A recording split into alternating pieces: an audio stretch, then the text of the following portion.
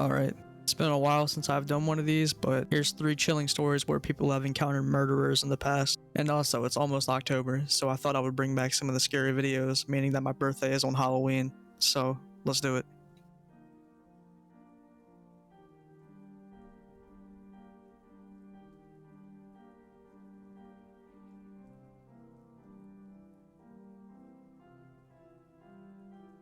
Okay, I'm not sure exactly what this guy's deal was because I was young in a foreign country, but I'm telling this story here based on the fact that everyone was afraid enough that they hid indoors when they heard that he was out prowling around. I was like 7 or 8 years old in Tonga visiting my dad's friend and his family. They had a trampoline outside their house, which I absolutely loved, but didn't get as much time to play on it as I would have liked to because I had to share it with 5 other kids. One afternoon, when everyone was distracted watching TV, I snuck outside to have some one-on-one time with the trampoline.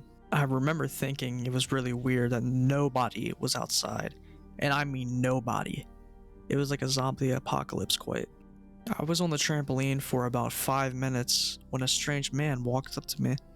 He seemed off, but I couldn't put my finger on what was wrong with him.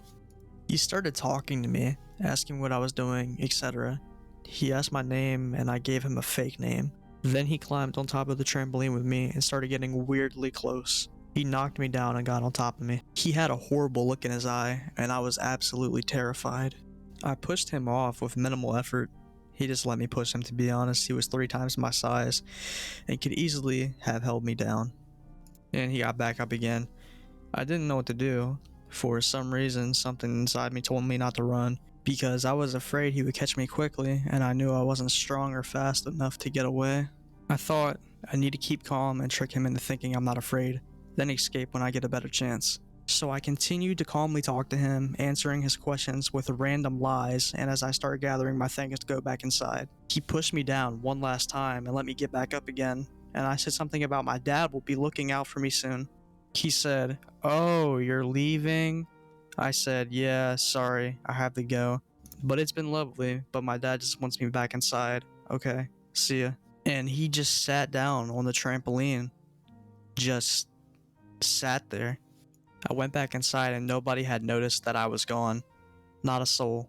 About an hour or so later, there was a bunch of commotion as the police had found a wanted suspect outside of the house, passed out on the trampoline. The kids told me in a hushed whisper that the man was a vampire, and if he bites you, you die, which kind of freaked me out because he did try to bite me. I never told anyone I had been outside because I was afraid of getting in trouble. Still haven't told anyone outside of the internet. Now obviously I don't believe the vampire aspect of the story, but it was still pretty fucking weird, and I think he did probably kill some people.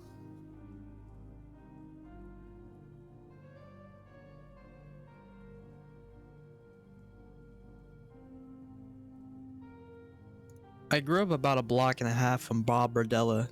He was eventually caught for picking up teenage gay males and torturing, raping, and killing them. Prior to that, from what I remember, he was pretty normal and a fairly social person. He was actually a part of the neighborhood watch group that my dad was on. He ran an oddity shop at the flea market near our house called Bob's Bazaar Bazaar, which is a little weird, I guess. I still remember the day he was caught. I was playing over at a friend's house whose father was a police sergeant. There was a frantic knocking at the front door, and like 30 seconds later, my friend's dad asked us to go play at my house for a while. One of Bob's would-be victims had escaped by shimmying out of the second floor window while Bob was at work. The man, basically naked, ran across the street and started pounding on doors, and the first people that answered were next door to the house I was playing at. They immediately came next door, knowing that a cop lived there. So Bob lived across from a police sergeant for years, torturing, raping, killing, and burying his victims in dog food bags in his backyard, never being caught.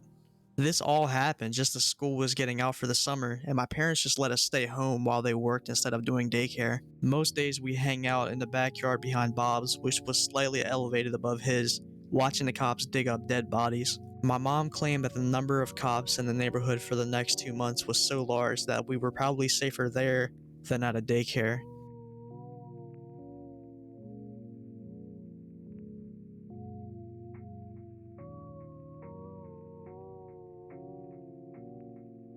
My boys and girls club basketball coach was a serial killer.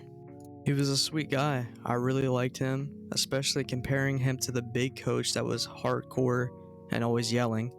George seemed sweet, empathetic, and caring.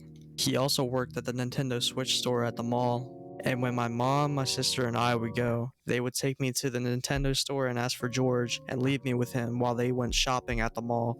He would let me play test games and set me up on a console in the store, and I'd be there for hours. Turns out he had lots of family trouble and had issues with women. He would pick them up at bars, take them home, have sex, and then stab them. He'd stab them in a really weird way. He'd stab in a line and keep going even after getting past their body, stabbing the mattress. Then he'd take their bodies back to the bar and pose them after hours near the dumpster.